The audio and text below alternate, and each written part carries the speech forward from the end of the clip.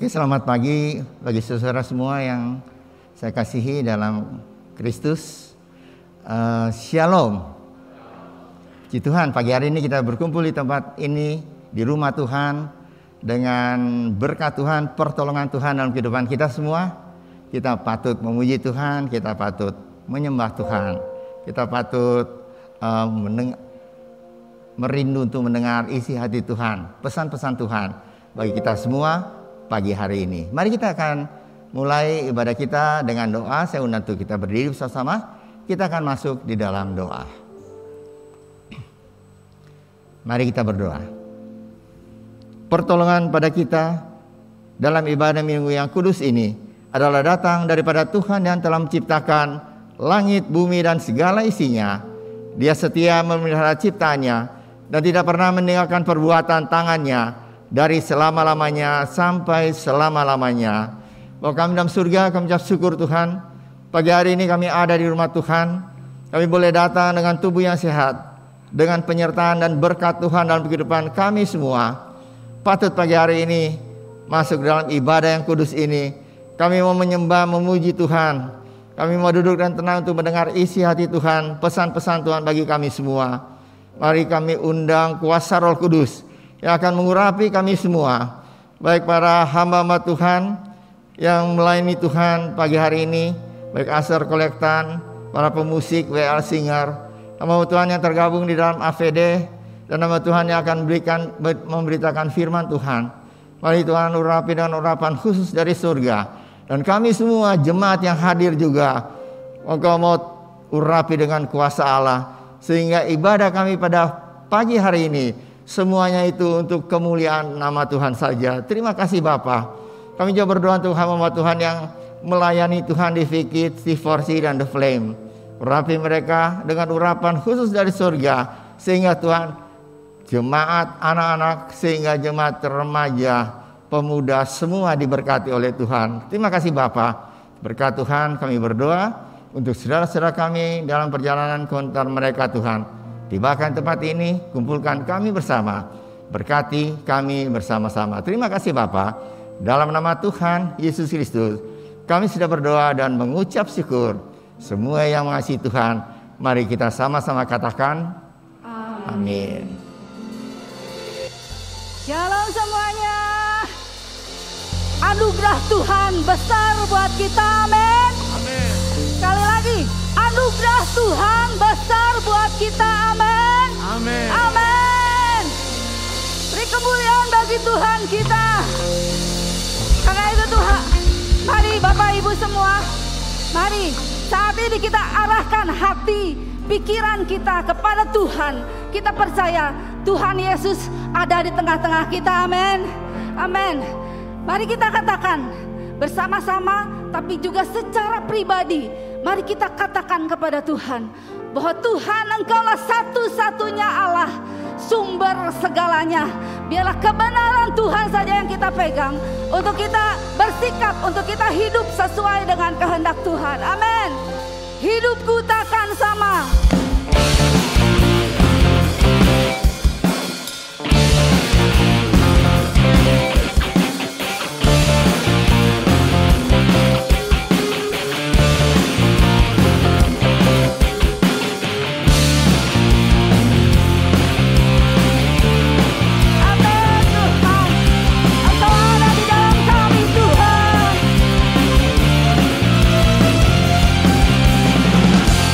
Kaulah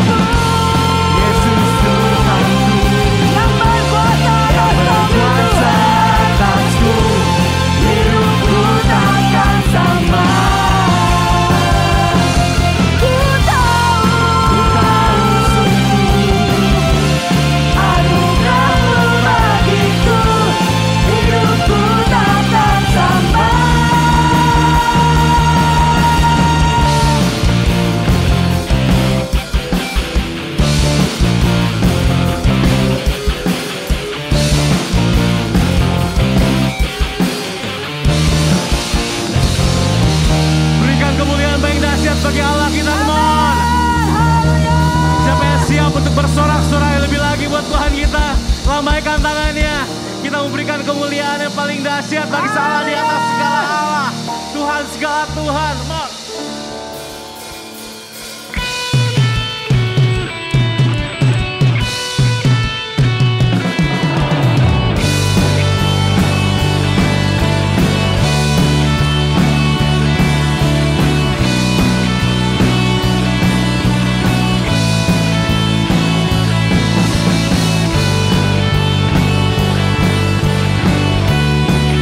Segenap hati kita menaikkan pujian kita di tempat ini.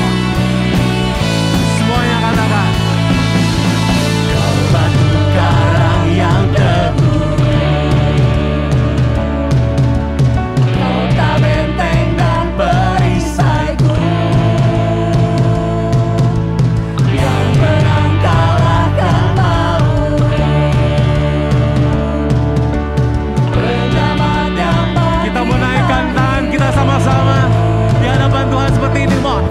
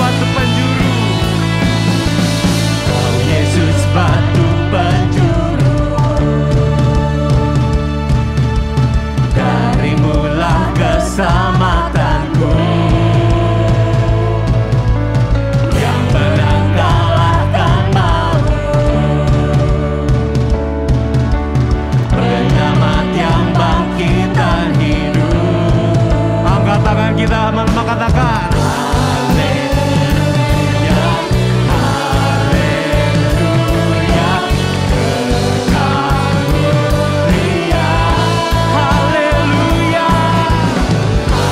haleluya, dahsyat, dahsyat berkuasa.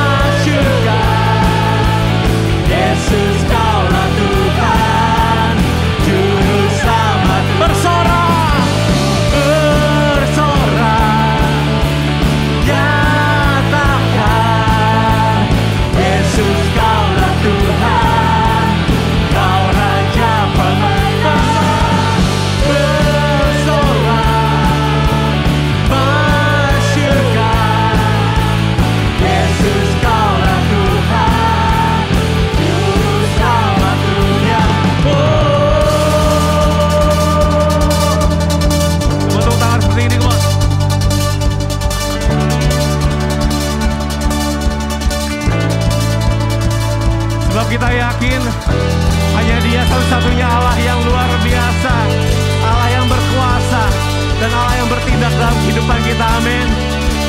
Sama-sama kita katakan,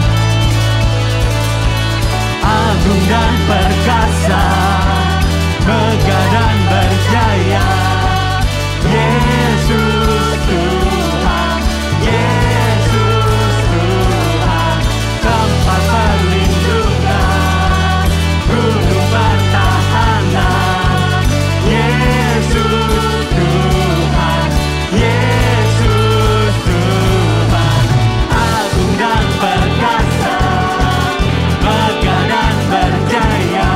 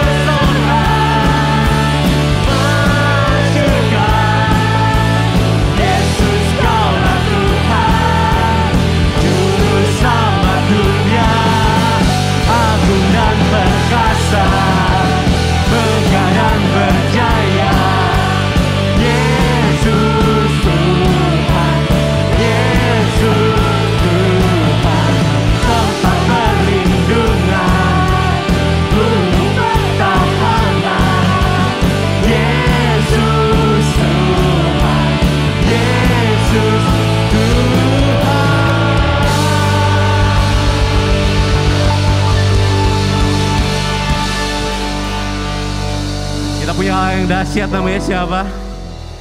Kita punya Allah yang dahsyat, namanya siapa Bapak Ibu sekalian? Kita akan menyatakan kebaikan Yesus pada pagi hari ini, amin. Kita mesti siapkan hati kita. Tuhan, kami berserah penuh padamu Tuhan. Karena kami tahu Tuhan Engkau adalah penenun kehidupan kami Yesus.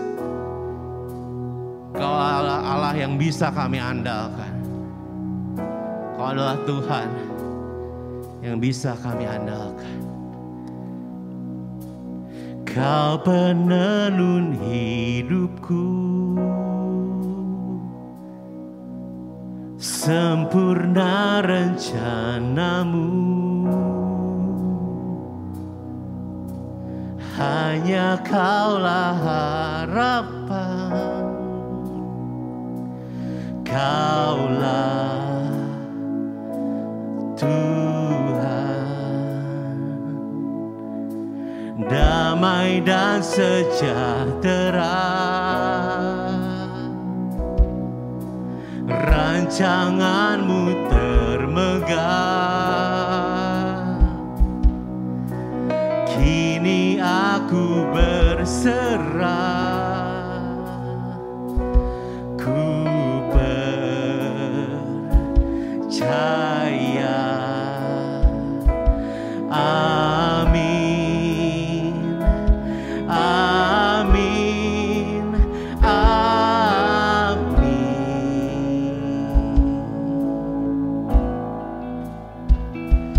Aku percaya,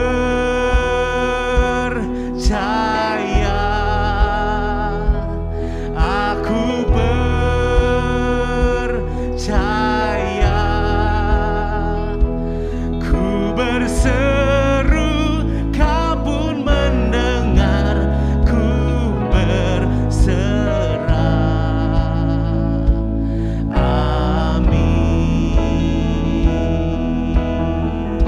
Katakan damai dan sejahtera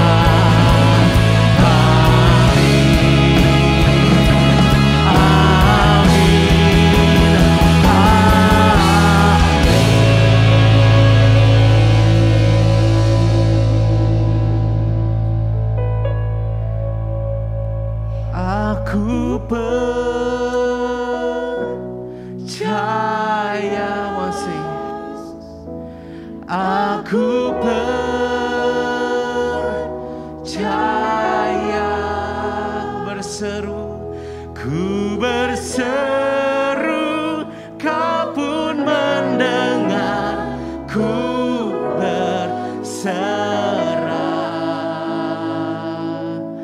Amin. Aku percaya, aku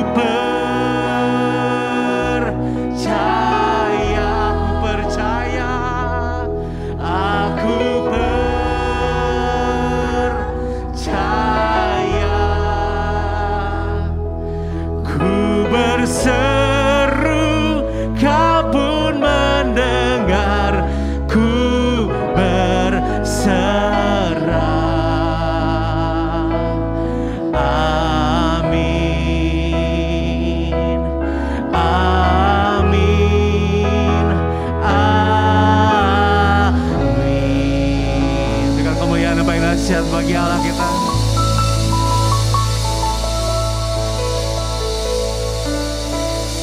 Ini kami Tuhan, ini kami anak-anak-Mu Tuhan. Kami memuji Engkau, kami menyembah Engkau Tuhan. Karena kami tahu Engkau Allah yang layak terima pujian kami. Karena kami tahu Engkau adalah Allah yang layak terima penyembahan kami. Ini kami anak-anak-Mu Tuhan. Biar kami menyatakan kemuliaan-Mu dalam kehidupan kami. Dalam apapun yang kami perbuat dalam kehidupan kami sehari-hari. Hanya bagi-Mu Tuhan segala pujian, segala hormat dan segala kemuliaan. Yang terbaik, yang terbesar.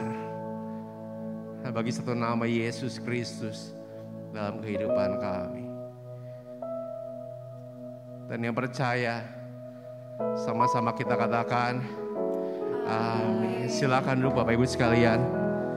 Kami memberikan kesempatan buat Bapak Ibu sekalian untuk meregistrasikan kehadiran Bapak Ibu sekalian melalui link kehadiran jemaat yang sudah ada di tiap WhatsApp grup jemaat.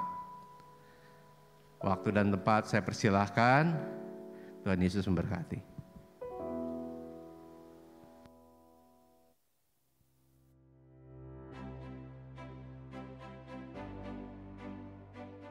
Tidak hanya melalui lantunan musik dan pujian kepada Tuhan, menciptakan karya untuk memberkati jemaat Tuhan melalui visual juga menjadi ladang pelayanan yang mulia. Namun pernahkah Anda membayangkan bagaimana sebuah karya visual dibuat? Karya visual dibuat melalui sebuah proses yang panjang dengan melibatkan banyak orang, terutama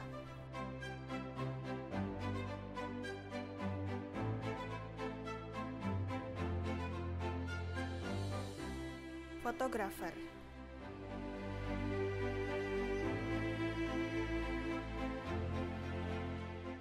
dan videografer.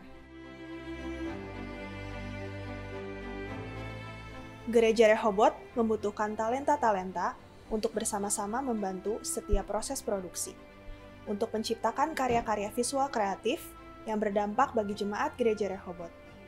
Untuk itu, mari bergabunglah bersama kami. Jangan biarkan talentamu terpendam.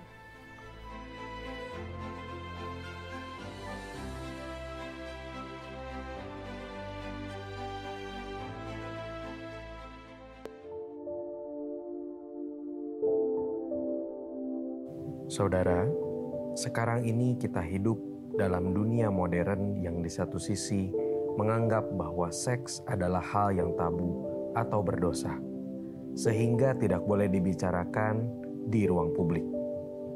Bahkan ada undang-undang pornografi dan ITE yang mengatur seks hanya menjadi konsumsi private. Di sisi lain, ada sebagian orang yang mengekspos seks demikian rupa. Misalnya iklan produk yang menampilkan wanita berpakaian minim, padahal tidak ada kaitannya dengan produk tersebut. Lalu bagaimanakah seharusnya orang Kristen hidup dalam budaya seperti ini? Dalam Biblical Night seri terakhir dari 7 dosa maut, kita akan membahas tentang hawa nafsu. Hari Kamis, tanggal 17 November 2022, jam 7 malam via Zoom, Gereja Rehoboth. Tuhan Yesus memberkati.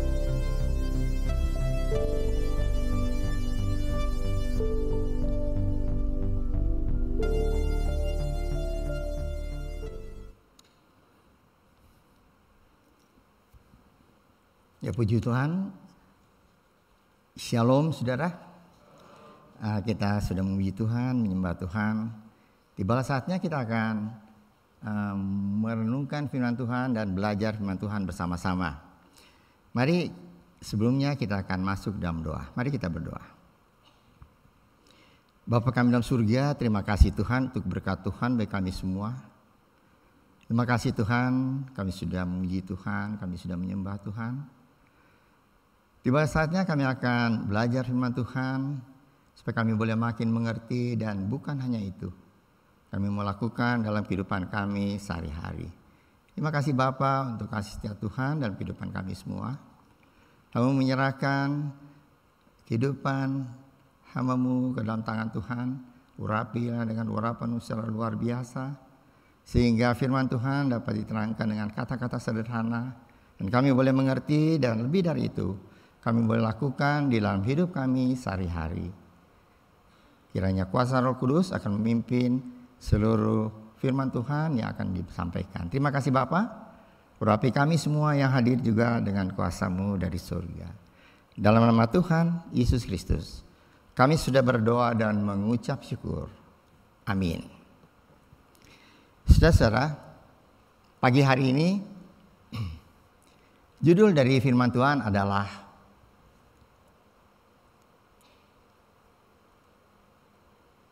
garam dan terang. Garam dan terang. Sama seperti kita semua sebagai anak Tuhan yang sudah sering membaca firman Tuhan, kita tahu di mana letak ayat emas Alkitab. Dan kita tahu itu ada di Yohanes 3 ayat 16. Karena demikian Allah mengasihi dunia ini sehingga Dia mengaruniakan anaknya yang tunggal, sehingga barang siapa yang percaya tidak akan binasa tapi mendapat hidup yang kekal. Kita tahu tempatnya. Kenapa? Karena itu adalah ayat utama, ayat emasnya Alkitab. Nah, kalau saudara melihat ini, garam dan terang, pasti sebagai anak Tuhan, kita sudah tahu kira-kira ini ada di mana.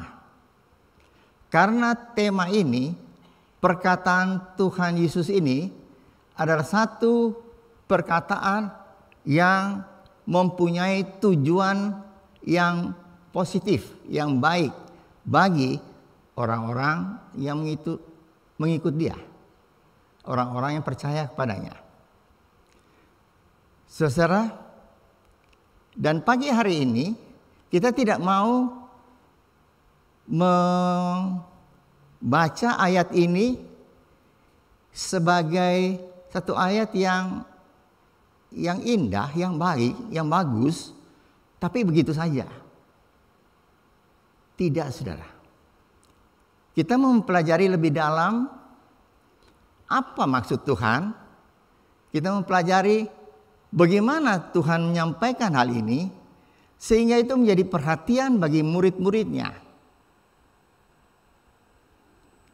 Nah, saudara, kalau kita membaca, maka kita akan, kalau kita menyelidiki, kita akan melihat bahwa pada saat Yesus sebelum berkata hal ini, yaitu terdapat di dalam Matius 5 ayat 13 sehingga 16. Kita sudah tahu. Kira-kira isi ayatnya kita sudah tahu. Tapi saudara, kita pelajarin bersama bagaimana Yesus sampai berkata-kata hal ini. Dia mempersiapkan dengan sebaik-baiknya apa yang dia sampaikan, sehingga itu bisa menjadi pegangan bagi murid-muridnya. Saya ingat saudara, anak kami yang kedua, Celia, hanya dia yang berkata pada waktu SMA, dia berkata, kalau saya udah lulus, saya mau kuliah luar negeri ya. Nah, waktu itu saya langsung bilang, boleh, tapi lulus S1 dulu. lulus S1 dulu, baru ke luar negeri, sekolah di sana. Boleh. Nah, sudah. Dia kuliah, dia ambil arsitek, dia kuliah, dan 4 tahun lebih, lulus, saudara. Ternyata secara diam-diam, dia sudah transfer nilai ke satu universitas yang terkenal di Sydney, di Australia, yaitu New South Wales University. Dia sudah transfer. Dan setelah dari sana berkata dia diterima, baru dia bilang ke kami berdua, ini saya sudah diterima di New South Wales. Nah, saudara, terus kami berdua panggil dia dan bilang, oke, boleh pergi. Tapi untuk sana kan dia mau melanjutkan untuk S2-nya. Dan berkata supaya tidak mengganggu kuliahnya, jadi mau ke sana menikah dulu, merit dulu. Nah, dia bilang itu bulan Februari. Kuliah di sana mulai bulan Juni, Juli. Jadi tinggal 3 bulan, saudara. Maret, April, Mei. Juni udah mesti pergi. Jadi 3 bulan itu dipersiapkan untuk pernikahannya dia. Dia bilang iya. Mereka setuju, dia dan Nino setuju, dan diatur pernikahan. 3 bulan, saudara. Sehingga waktu itu saya ingat benar, hari Minggu semua udah penuh, hari Sabtu udah penuh, dan dia dapat hari Jumat. Nah, dan mereka ke sana dan puji Tuhan, mereka sudah menikah, mereka ke sana dan bisa melanjutkan dengan tidak terganggu dengan hubungan anak muda dan sebagainya. Saudara, kalau kami mau menyampaikan sesuatu yang itu penting bagi dia atau bagi Celia dan Nino, maka kami harus mempersiapkan apa yang kami harus ngomong. Sama, saudara. Kalau saudara tahu, ini Matius pasal 5. Kita tahu semua. Matius pasal 5 itu dimulai dengan 10 ucapan bahagia. 10 ucapan bahagia. Ya. Ucapan bahagia pertama, berbahagialah orang miskin di depan Allah karena mereka itu akan mempunyai kerajaan surga. Berbahagialah orang yang berduka cita dan sebagainya. Berbahagialah orang yang lemah lembut karena mereka akan memiliki bumi. Berbahagia orang yang lapar dan haus karena mereka itu akan kebenaran, mereka itu akan dipuaskan dan sebagainya. Aneh, susah. 7 kata bahagia pertama itu memberi gambaran yang enak ya. Jadi murid Yesus tuh enak ya. Berbahagia karena akhirnya dapat kerajaan surga, yang lapar dipuaskan, yang duka cita dihibur dan sebagainya. 3 ucapan bahagia terakhir isinya beda, saudara. Isinya 3 ucapan bahagia yang terakhir, yaitu ayat 10, ayat 11, ayat 12. Tertulis demikian. Berbahagialah orang yang dianiaya oleh sebab kebenaran, karena merekalah yang punya kerajaan surga. Berbahagialah kamu karena aku, kamu dicela dan dianiaya, dan kepadamu difitnah segala yang jahat. Ke-12. Bersukacitalah dan bergembira karena upahmu besar di surga, sebab demikian juga telah dianiaya nabi-nabi sebelum kamu. Saudara perhatikan 3 ayat ini ada 3 kali pakai kata dianiaya, dicela, difitnah. Jadi Yesus pada saat itu mempersiapkan murid-muridnya bahwa hidup dalam dunia ini menjadi murid Yesus bukan terus berbahagia dapat surga, percaya dapat surga. Oh tidak.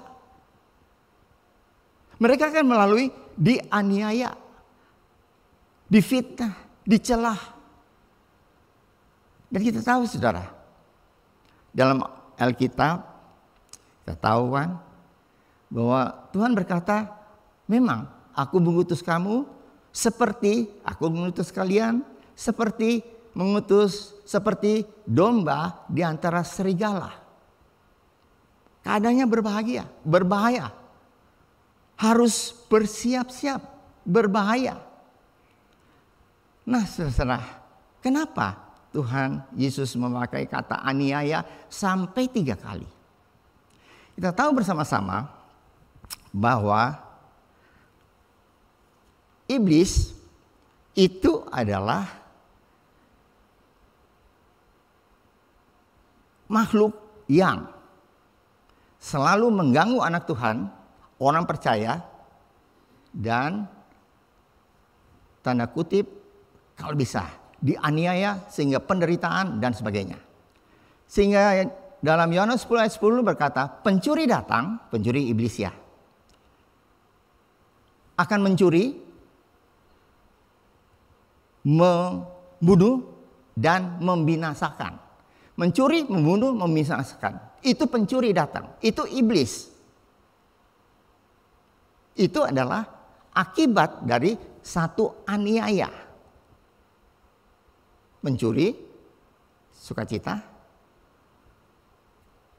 membunuh dan membinasakan untuk selama-lamanya. Dalam ayat yang lain berkata bahwa iblis itu seperti singa yang mengaum-ngaum. Untuk apa? Untuk mencari kesempatan. Siapa tahu kapan-kapan anak Tuhan ini bisa ditelan, dilulur. Dilulur itu ditelan. Hidup-hidup. Jadi nggak pakai digigit lagi. Ya sampai orang berkata itu iblis sudah ompong. Tapi bukan persoalan ompong sama nggak ompong. Dia mengaum aja saudara. Anak Tuhan bisa takut dan sebagainya. Nah, sebelum masuk ke 13 sampai 16, maka Yesus sudah mempersiapkan. Ini loh. Jadi anak Tuhan tuh begini loh. Berbahagia. Tetapi ada hal-hal yang harus diperhatikan, yaitu pekerjaan iblis menganiaya. Setelah itu baru masuk ke pasal 5 ayat 13 sampai 16. Nah, sebelum sampai sana kita melihat saudara, apa yang kita pelajari bulan lalu di seri khotbah tentang Allah Tritunggal adalah Allah yang Maha Kuasa. Ya. Nah, Allah yang Maha Kuasa adalah Allah yang menciptakan segala sesuatu. Di dalam firman Tuhan dikatakan bahwa Allah menciptakan dan Allah itu melakukan atau segala sesuatu yang diciptakan itu adalah firman Tuhan berkata dari Dia, oleh Dia, untuk Dia. Untuk kemuliaan bagi Dia sampai selama-lamanya. Jadi semua ciptaan itu adalah untuk kemuliaan Allah Bapa. Nah, Dia mengutus anaknya yaitu Tuhan Yesus masuk ke dalam dunia ini. Dan Yesus memberikan kemuliaan bagi Bapaknya dengan cara apa? Dengan menyelesaikan pekerjaannya.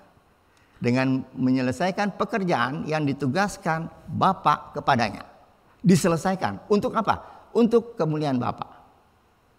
Untuk kita bagaimana? Sebagai orang kita adalah ciptaan Allah, maka ciptaan itu bisa memenuhi tujuan penciptaannya. Kita diciptakan di dunia ini untuk apa? Manusia diciptakan untuk apa? Untuk kemuliaan bagi Sang Penciptanya. Kalau saudara kita baca, kalau saudara mengikuti pelajaran core, jelas sekali dikatakan Manusia tercipta itu untuk apa? Tujuannya apa? Jelas sekali. Akhirnya kita bisa belajar bersama-sama bahwa akhirnya untuk kemuliaan nama Tuhan. Apa yang kita lakukan untuk kemuliaan nama Tuhan. Nah, berhubungan dengan firman Tuhan hari ini, Tuhan berkata apa? Sampailah di dalam ayat ini. Setelah ayat 10, selesai 10 ucapan bahagia, ayat 12 ya.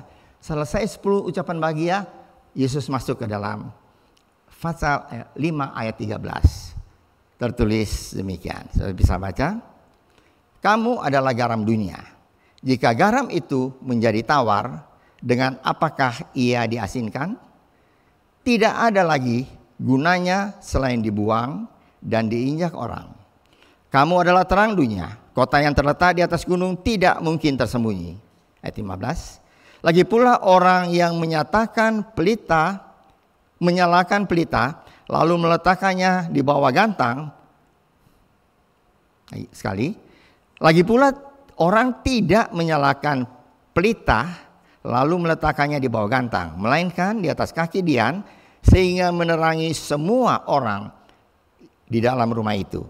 Demikianlah hendaknya terangmu bercahaya di depan orang, supaya mereka melihat perbuatanmu yang baik dan memuliakan Allah. Jelas.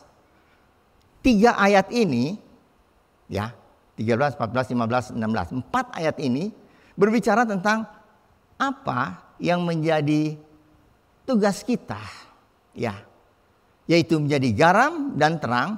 Itu tujuannya adalah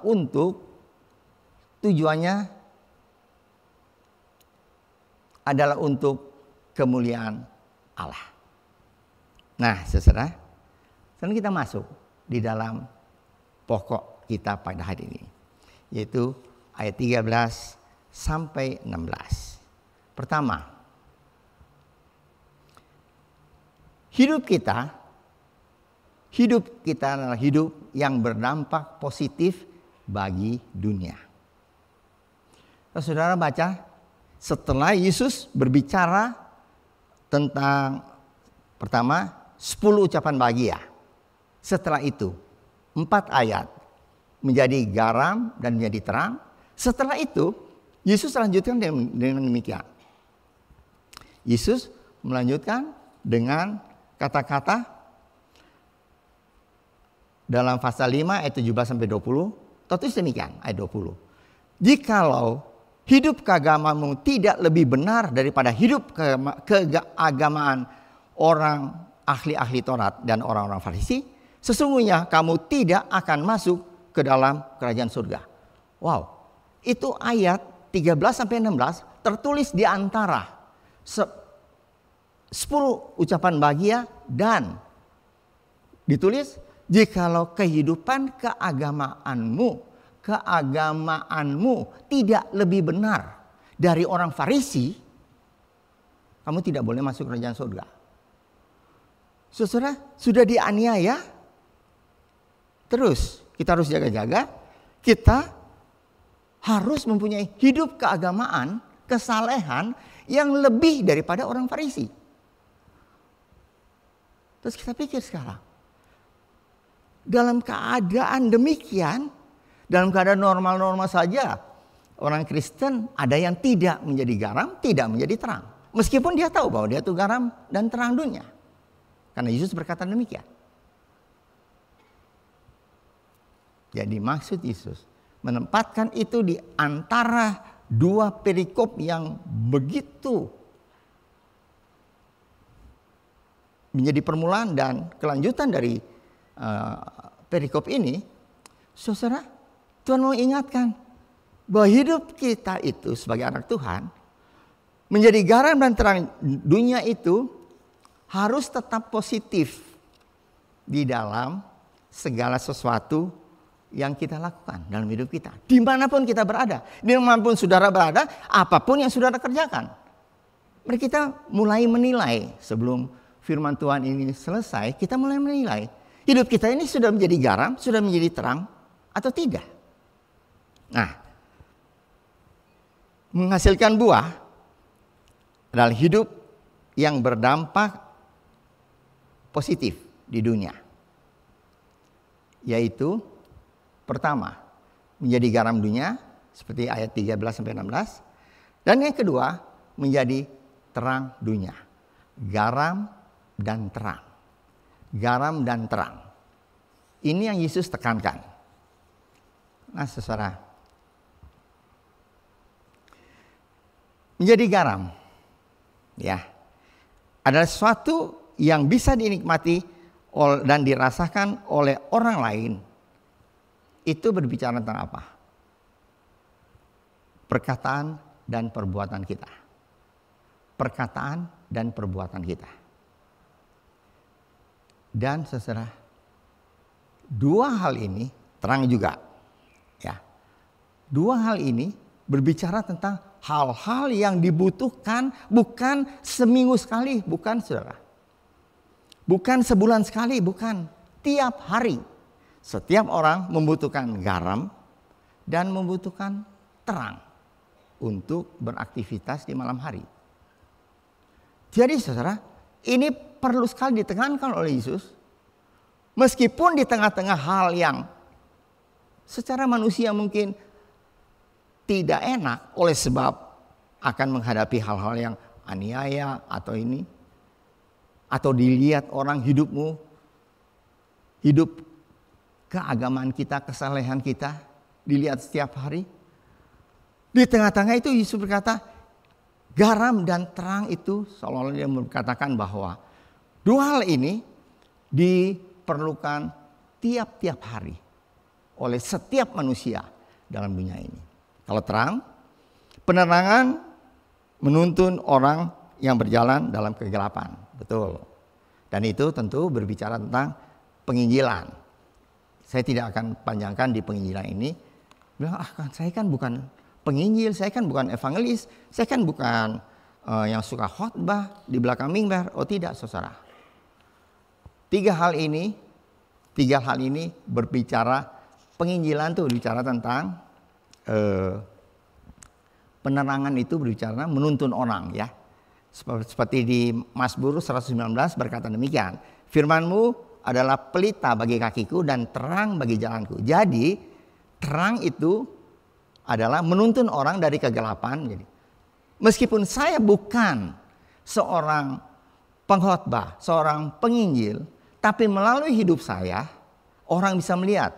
Sebagai surat yang terbuka orang bisa melihat, dan itu banyak yang berkata dan kita tahu bersama itu disebut Injil yang kelima. Bukan Matius, Markus, Lukas, Yohanes, tapi Injil kelima itu adalah apa?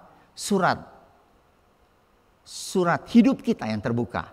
Itu sebagai satu penginjilan. Jadi kalau kita melihat di dalam kesimpulan dalam Roma pasal 12 ayat 1. Karena itu saudara-saudara, demi kemurahan Allah aku menasihatkan kamu supaya kamu mempersembahkan tubuhmu sebagai persembahan yang hidup, yang kudus dan yang berkenan kepada Allah.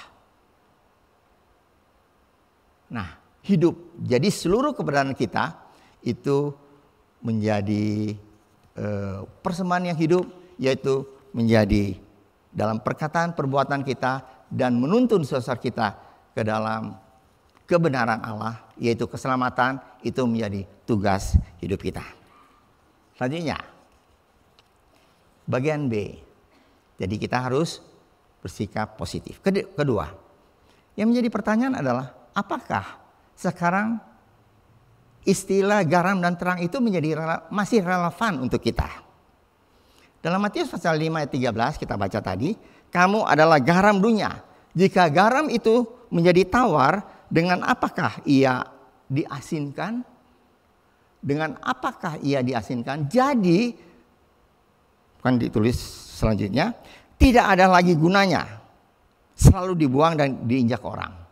Saudara berkata, kapan sih garam nggak asin lagi? Kapan sih? Nggak pernah kan? Kita selalu ada garam. Kalau saudara ada itu ya, salt and pepper shaker dalam 2 tempat itu. Saudara mau taruh di situ berapa lama? Itu kan garam dan merica kan. Kalau sudah makan sesuatu ditambah garam, tambah merica. Sampai kapanpun garam itu ada di tempat itu, di atas meja makan saudara, itu akan tetap asin.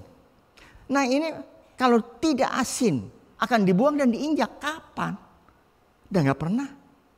Nah kalau kita melihat masa lalu, budaya masa lalu, mereka mengambil garam itu di Laut Mati.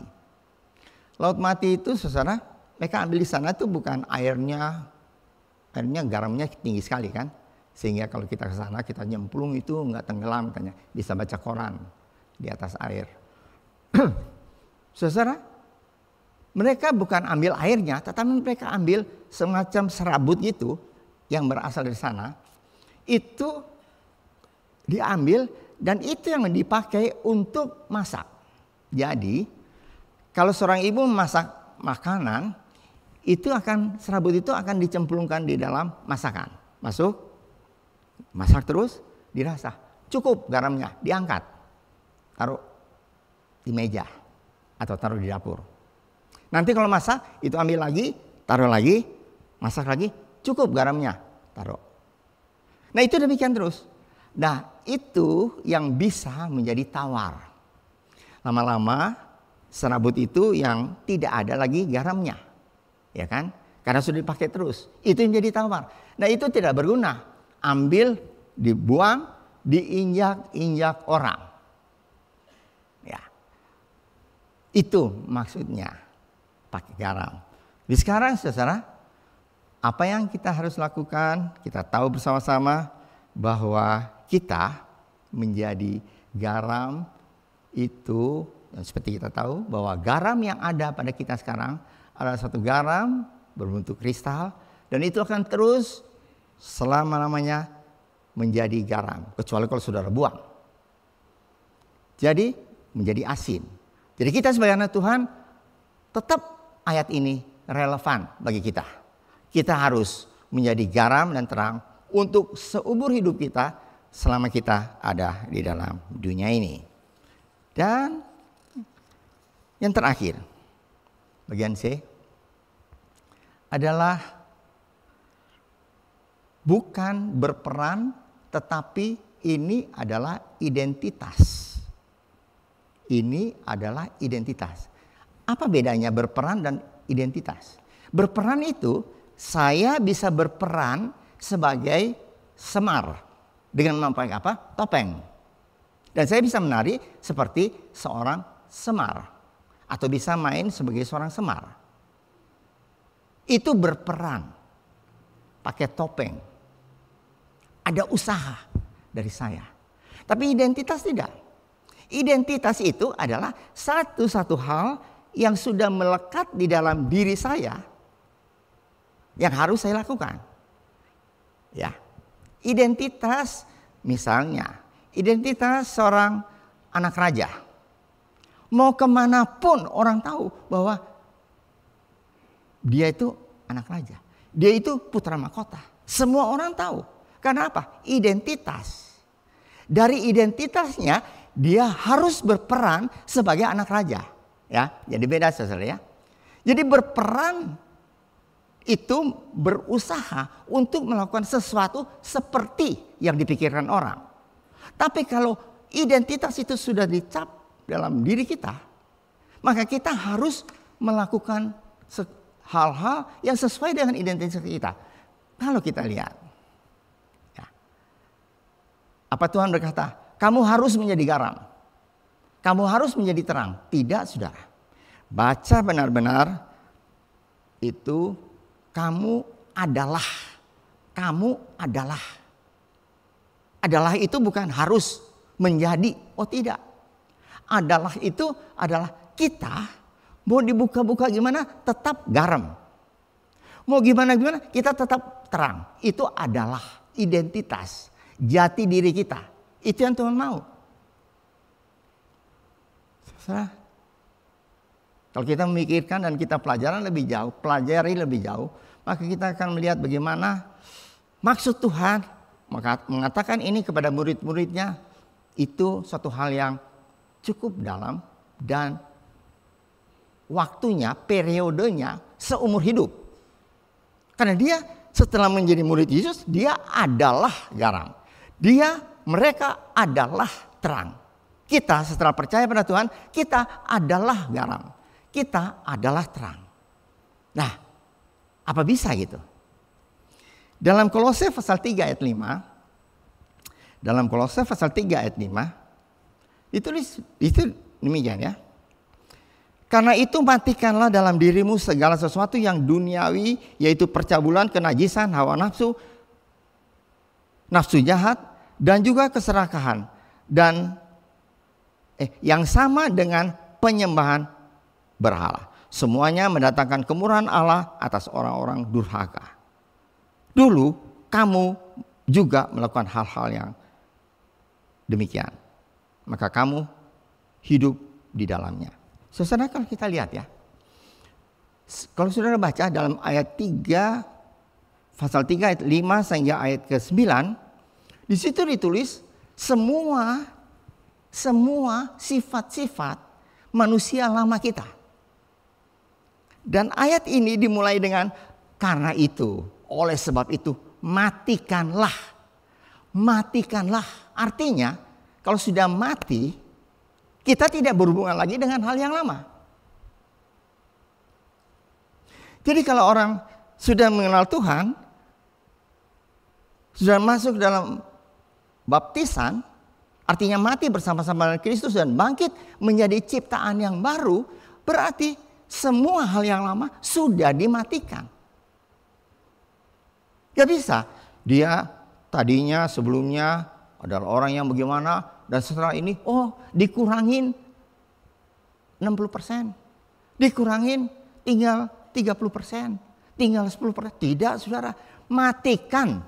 Matikan itu artinya putus hubungan. Tidak ada sama sekali. Nah, bagaimana saudara? Bagaimana seorang bisa langsung mematikan? Saudara, dalam firman Tuhan, dalam Kolose 1 ayat 13 tertulis demikian. 1 ayat 13. Ia telah melepaskan kita dari kuasa kegelapan dan memindahkan kita ke dalam kerajaan anaknya yang kekasih. Prosesnya adalah apa? Bisa sampai mati karena Tuhan sendiri yang melepaskan. Tuhan yang melepaskan kita dari semua hal-hal yang berhubungan dengan kehidupan yang lama. Tuhan yang melepaskan, Tuhan yang mematikan.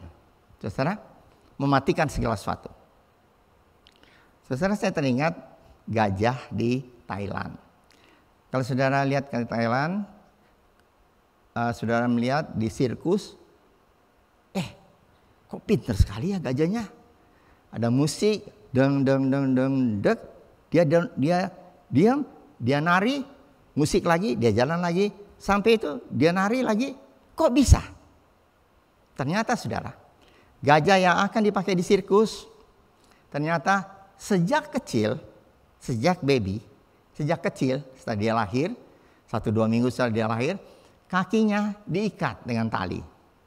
Sampai misalnya 5 meter diikat tali. Jadi waktu dia berjalan 1, 2, 3, 4, dia mesti berhenti karena ketarik.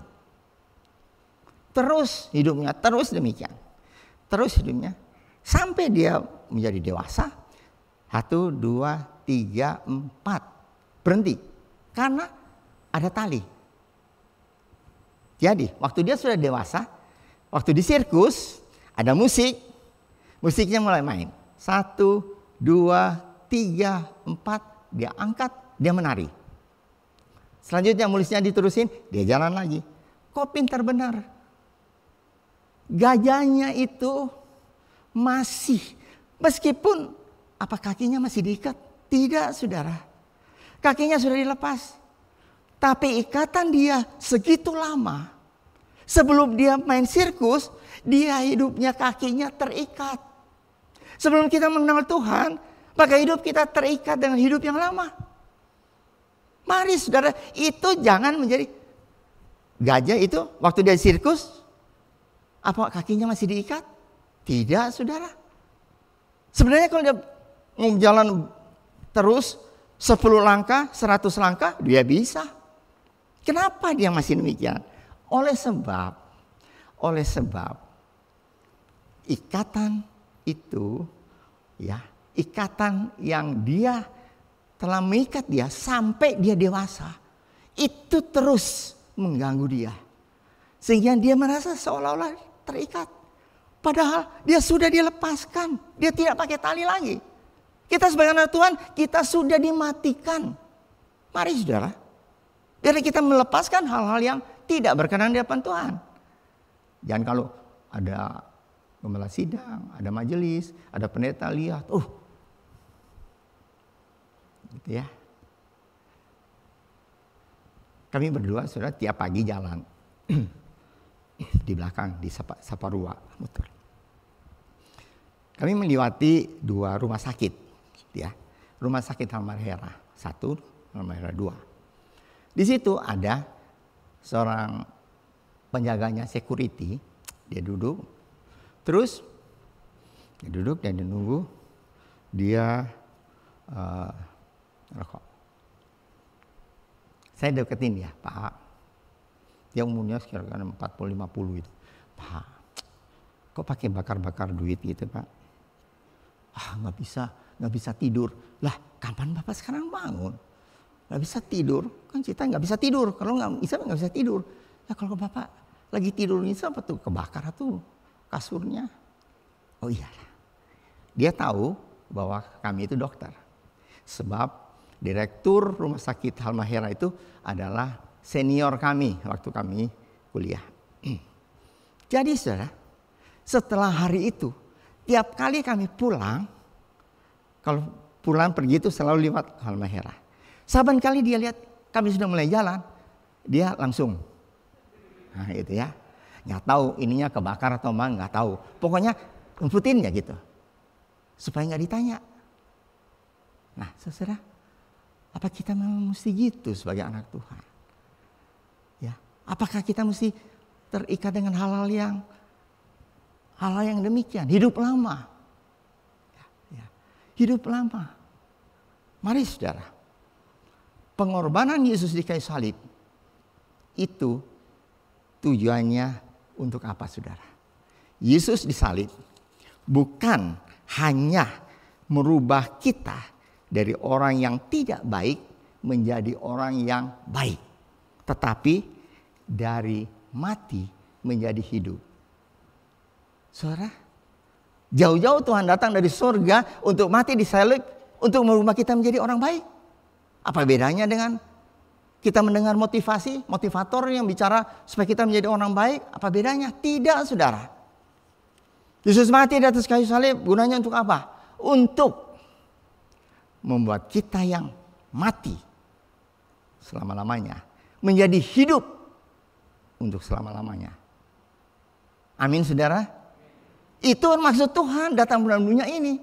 Sehingga ayat yang kita baca tadi, sehingga kita yang sudah dilepaskan oleh dosa, sekarang kita mempunyai identitas baru, yaitu garam dunia dan terang dunia.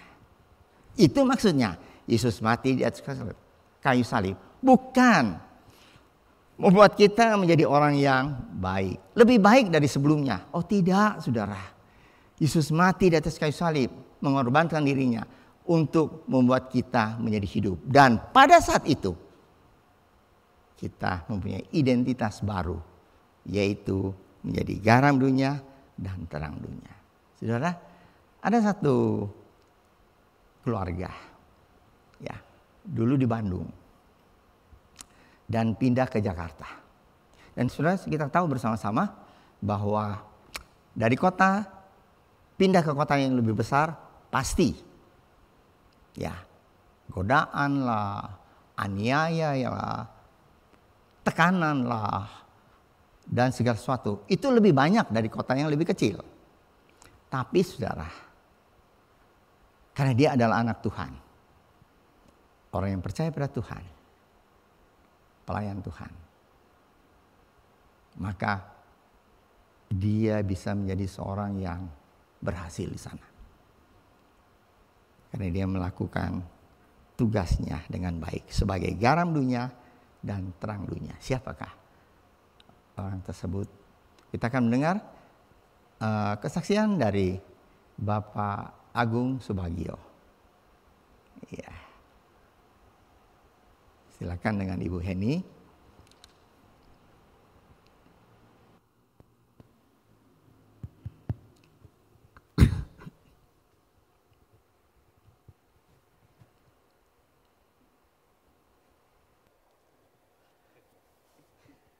Nanti habis ini, habis kesaksian, jangan turun ya, kita doa. Baik, selamat pagi, shalom Bapak Ibu semua yang terkasih. Shalom. Apa kabar luar biasa pagi ini? Yang pertama saya dan Heni mengucapkan terima kasih kepada Tuhan Yesus bahwa pagi ini kami diberikan kesehatan, ya, terutama Heni yang tadi malam agak sakit dan diberikan kesempatan untuk bersaksi. Kedua, terima kasih juga buat Om dan Tante, Bapak Ibu Gembala diberikan kesempatan untuk bersaksi. Pagi ini 4 tahun lebih saya baru kembali ke Gereja Rehoboth hari ini, ya. Puji Tuhan yang seperti Om katakan tadi bahwa kami bersyukur sekali mempunyai kandang, mempunyai Gereja Rehoboth di kehidupan kami. Sebelumnya kami dapat melayani di Gereja Rehoboth ini dengan senior-senior kami, ada Om Susan luar biasa, Pak Kris dan lain-lain di KKP, ya, dan juga kami dapat melayani di Kebaktian Umum 1 dengan teman-teman sepelayanan hari ini juga luar biasa, semua masih sehat-sehat semua, ya. Kalau Bapak Ibu lupa dengan saya ataupun yang belum kenal, nama saya Agung dan ini Heni. Kami 2018 yang lalu masih di Bandung, ya, tetapi Tuhan luar biasa, ya, secara tiba-tiba kami harus pindah ke Jakarta karena pekerjaan kami di Bandung selesai dan kami harus pindah ke Jakarta. Ya. Ada sesuatu yang waktu itu tahun 2018 bulan Mei, ya, hati kami bergejolak, kenapa kami harus ke Jakarta? Kenapa kami udah enak-enak di Bandung, ya, udah nyaman sekali di Bandung dengan Bandung kotanya, dengan pekerjaan harus pindah ke Jakarta, ya. Secara manusiawi ada komplain saya ke Tuhan, istri juga, apalagi dia lama di Bandung, ya. Kalau saya dari Jawa sedikit agak tidak terlalu ini untuk penyesuaian gitu, ya. Kami harus pindah ke Jakarta, ya. Ya tentunya yang seperti Pak Gembala katakan tadi, di Bandung dan di Jakarta berbeda, ya menurut kami, ya. Karena kami belum pernah hidup lama di luar negeri, tentunya jauh berbeda juga. Tapi yang kami rasakan di Jakarta juga sangat berbeda, ya Bapak Ibu, ya. Dari berhubungan dengan tetangga kami tinggal, dengan rekan kerja, ya, ataupun dengan lalu lintas yang ada, ya. Ternyata harus spare waktu yang banyak kalau di Jakarta, baik berangkat maupun pulang kerja, ya. Kita berangkat minimal 1 jam sebelumnya atau pulang nyampe rumah 1,5 jam setelah kita pulang. Dan luar biasanya, kalau di kantor itu juga, kalau di Bandung kebanyakan orang dari Jawa Barat, sedikit dari luar kota, ya, luar daerah. Tapi kalau di Jakarta Bapak Ibu, ya, ternyata semua suku ada di sana. Bahkan kalau saat ini saya sampaikan, ya, anak buah saya yang dari Bandung 1-2 saja. Kebanyakan teman-teman Pak Naibaho kalau ada dari sini, ya, dari Medan, dari Palembang, ya, Aceh, atau dari timur banyak sekali juga, ya, mulai dari Ternate, Ambon, ya, Manado, ya, dan lain-lain. Yang memang culture-nya sangat berbeda dengan yang di Bandung, ya. Tetapi puji Tuhan hari ini juga firman luar biasa, ya. Kita harus punya identitas sebagai garam dan sebagai terang tadi, ya. Pertama kali saya kerja di Jakarta, saya cari anak-anak Tuhan ada nggak di sini, saya bilang gitu, ya. Oh ternyata puji Tuhan ada. Saya dikasih tahu sama anak buah saya, di sini ada Pak, grup WA persekutuan doa. Ya. Oh saya bilang kenapa grup WA saja? Iya Pak, karena kita sudah tidak aktif untuk persekutuan doa. Di situ teman-teman, ya, Bapak Ibu yang terkasih, saya tergerak untuk, oh ini bagus sekali gitu, ya. 2018 kami mulai mengumpulkan anak-anak Tuhan di tempat kami, di kantor kami, untuk membuat suatu pelayanan persekutuan doa yang aktif kembali. Dan puji Tuhan, ya, karena kami di Jakarta memang kantor di gedung-gedung yang tinggi begitu, ya, 51 lantai, 60 lantai, kita dapat bergabung dengan perusahaan-perusahaan lain untuk sama-sama jemaat di hari Jumat untuk persekutuan doa. Ya, sehingga tahun 2018 sebelum Covid kita sempat merayakan Natal yang luar biasa, yang penuh berkat Tuhan, dan setelah itu Covid, sehingga kita online dan puji Tuhan tahun 2021 sudah mulai off air lagi kita. Apa sih yang saya sampaikan? Jadi kalau kita tadi ya, kita tidak usah mencari panggung atau mencari peran, tetapi kita harus punya identitas. Ya. Owner perusahaan saya di bank Jepang, ya, direktur saya juga kebanyakan ada beberapa yang Muslim, ada beberapa yang Kristen, tapi Kristennya mungkin ya Kristen KTP begitu ya.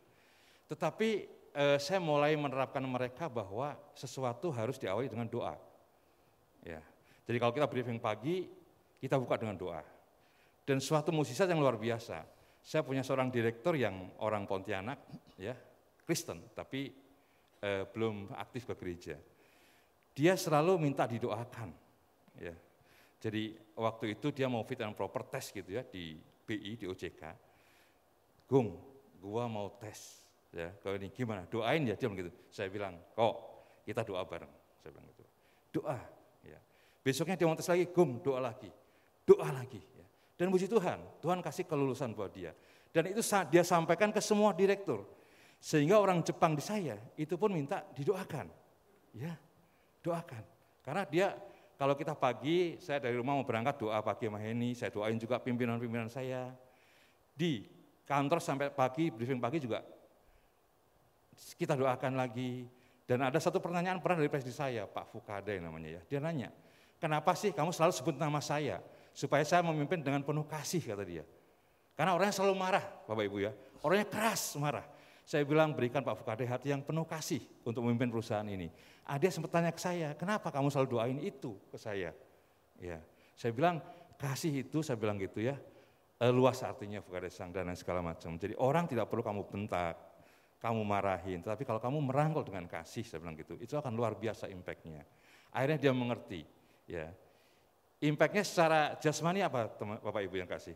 Kalau mereka ada cara makan, saya juga suruh panggil, ajak Agung buat berdoa. Nah, itu secara jasmani ya. Tapi secara rohani luar biasa bahwa mereka juga meyakini bahwa kalau kita berdoa, berserah kepada Tuhan dan sebagainya, luar biasa Tuhan akan menyertai kita. Amin. Satu pengalaman juga buat saya, karena saya di bank ini tugasnya mencari kredit, memberikan kredit, tapi corporate ya, besar-besar begitu ya, sampai ke Lampung, sampai ke Samarinda. Pengalaman saya, ya, calon nasabah ini atau nasabah ini kalau kita doakan, ya kita visit, ya kita jelaskan bunga saya kasih contoh 12%, contoh begitu ya. Oh Pak Agung di BNI di bank sebelah 11%, nggak apa-apa. Kita berdoa supaya engkau bisa bayar bunga ke saya. Kita doakan, ya. Di Lampung namanya Ko Akyong, ya di Samarinda namanya Ko Asin, gitu ya, namanya orang Chinese semua. Kita doain, ya. Supaya mereka juga sukacita sekali. Bahkan kalau saya telepon, kapan ke Samarinda lagi, kapan ke Lampung lagi. Ya, jadi kita punya identitas bahwa kita ini bisa menjadi garam, dirasakan oleh mereka, maupun kita bisa menjadi terang untuk mereka, supaya mereka lebih mengetahui lagi ya berkat Tuhan, kuasa Tuhan terhadap kehidupan mereka dan usaha mereka. Ya, puji Tuhan, kami di Jakarta udah 4 tahun lebih, ya. Tuhan luar biasa menyertai kami sekeluarga, ya. Saya mendapatkan promosi demi promosi untuk di kantor yang baru ini juga, ya, dari bidang yang sebelumnya saya nggak tahu jadi tahu, pergaulan yang tadinya tidak tahu saya jadi tahu. Memang luar biasa kalau di Jakarta, ibaratnya kolamnya lebih besar sekali di sana, ya, ketemu konglomerat, kalau di Bandung terbatas, di sana luas biasa, luar biasa. Semua karena penyertaan Tuhan, dan kita harus bisa menjadi terang dan garam dimanapun dan dengan siapapun kita berjumpa. Ya, puji Tuhan juga. Anak kami Abel saat ini sedang intensif di Rumah Sakit Umum Daerah Subang, ya nanti Februari akan selesai intensif dia, dan dia punya cita-cita untuk seperti saya lihat tadi Om, untuk ambil S2 ke UK, ke Inggris Om, di Februari nanti. Kami berdoa, kami support ke dia supaya dia bisa nanti melanjutkan S2-nya sebelum mengambil spesialis ke UK, sehingga dia dapat menjadi seorang dokter yang sukses. Ya, dokter yang bisa melayani Tuhan, dokter yang bisa berguna buat masyarakat, bangsa dan negara, dan tentunya buat kita semua di Gereja Rehoboth. Mungkin ini ada tambahan? Shalom. Mungkin saya tambahkan sedikit aja. Saya juga mengulang seperti tadi. 4 tahun yang lalu saya ingin ke Jakarta tuh kaget yang luar biasa, di mana dan harus mengikut suami gitu. Biasa saya hidup di Bandung kan. Begitu ke Jakarta saya bingung juga. Di sana tinggal di apartemen. Kita hanya bawa pakaian aja.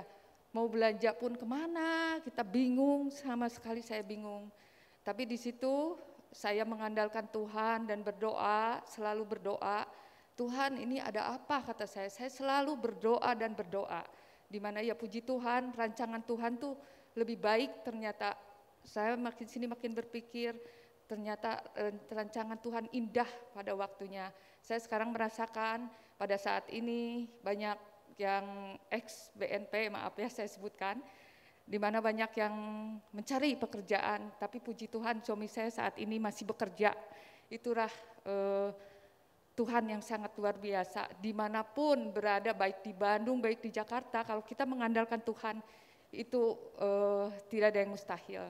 Dan untuk sakit saya pun, puji Tuhan, Tuhan telah memberikan obat yang luar biasa, dan walaupun obat itu sangat mahal, tapi Tuhan berikan semuanya.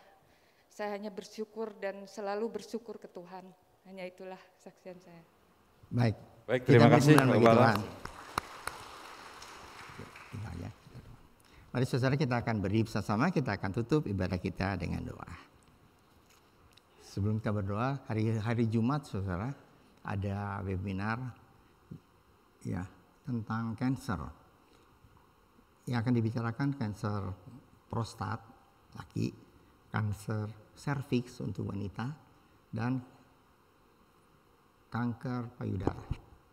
Jadi 2 untuk wanita, 1 untuk pria. Itu akan disampaikan di hari Jumat. Hari Jumat ini di gereja di basement saudara. Jadi kami mengundang saudara untuk kalau mau mendengar sudah bisa dengar. Itu jam 8 pagi. Jam 8 pagi di basement. Terima kasih untuk perhatian saudara. Kita akan dan kor nanti itu akan dimulai jam 8. Jam 8 karena Ibu Gembala akan ada tugas pelayanan sebelum itu. Mari kita berdoa. Bapa kami dalam surga, terima kasih Tuhan untuk berkat Tuhan bagi kami semua. Terima kasih Tuhan, kami sudah menyelesaikan ibadah kami pagi hari ini. Kami mau menjadi garam dan terang dimanapun kami berada dalam hidup kami, dan di dalamnya nama Tuhan dipermuliakan. Pagi hari ini kami sudah mendengarkan kesaksian dari Pak Agung dan Ibu Heni, di mana Tuhan berkati mereka. Tuhan tetap memberikan kekuatan bagi mereka untuk tetap menjadi garam dan terang dunia dimanapun mereka berada di Jakarta, dan nama Tuhan dipermuliakan. Berkati juga anaknya Abel dalam studinya. Terima kasih Bapak untuk berkat Tuhan. Berkati pemerintah kami Tuhan yang tengah menghadapi keadaan resesi ekonomi ini. Engkau sediakan tolong supaya Indonesia dapat mengatasinya dengan pertolongan Tuhan saja. Terima kasih Bapak untuk berkat Tuhan. Sebelum kami pulang, kami akan memberikan persembahan dan mengembalikan perpuluhan yang Tuhan punya. Ajar pada kami untuk memberikan yang terbaik, karena Tuhan sudah memberikan yang terbaik, yaitu hidup yang kekal di dalam surga. Terima kasih Bapa. Percaya Tuhan Kau sudah mendengar doa kami dan ucapan syukur kami ini. Kami naikkan dalam nama Tuhan Yesus Kristus yang menjadi juru selamat kami yang hidup. Saudara yang dikasihi oleh Tuhan, angkatlah tangan saudara untuk menerima berkat Allah. Arahkan hati saudara kepada Tuhan dan hadirat-Nya. Berkat Allah memenuhi hidup saudara. Amin. Berkat Allah memenuhi keluarga saudara. Amin. Berkat Allah memenuhi kesehatan saudara. Amin. Berkat Allah memenuhi pekerjaan saudara. Dan jadilah berkat dimanapun saudara berada. Dan saudara terimalah berkat dari Allah Bapa, kasih karunia dan damai sejahtera dari Tuhan Yesus Kristus, dan persekutuan Allah Roh Kudus menyertai saudara sekalian mulai hari ini sehingga Maranatha, Tuhan Yesus datang kembali. Amin. Bapa, terima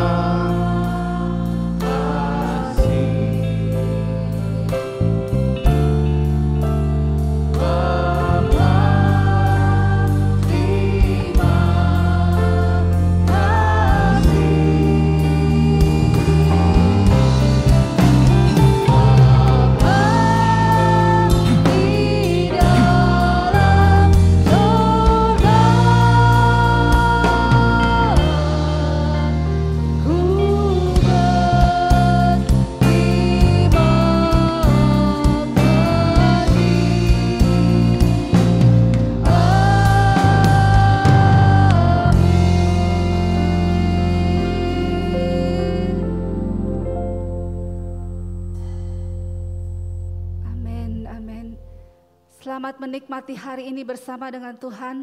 Selamat menjadi garam dan terang dimanapun kita berada. Tuhan Yesus memberkati.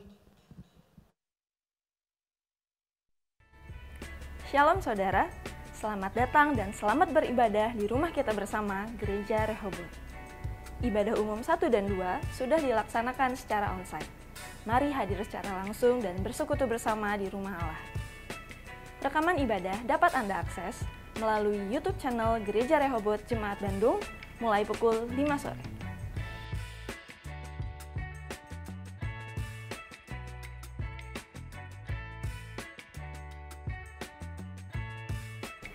Pada bulan November, kita akan diberkati dengan firman Tuhan dengan tema penginjilan. Pastikan Anda mengikuti ibadah setiap minggunya.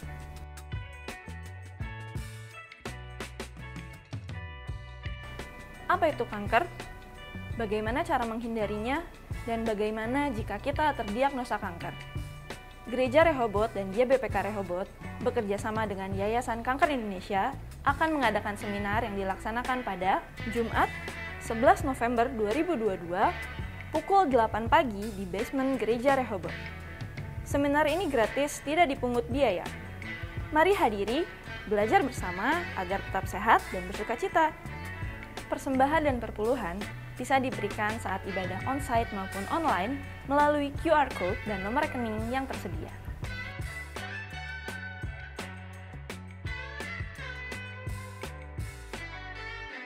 Keluarga Allah, mari ikut aktif dalam setiap kegiatan Gereja Rehoboth dan bertumbuh bersama-sama. Tuhan Yesus memberkati.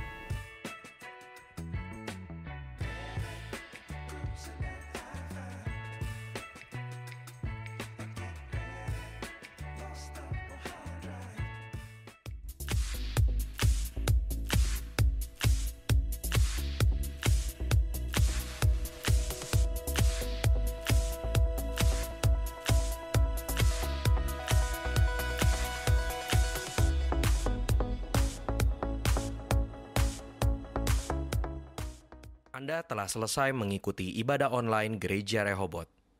Jangan lupa untuk like dan subscribe, dan ketuk lonceng untuk notifikasi pemberitahuan info-info berikutnya. Selamat hari Minggu, Tuhan Yesus memberkati.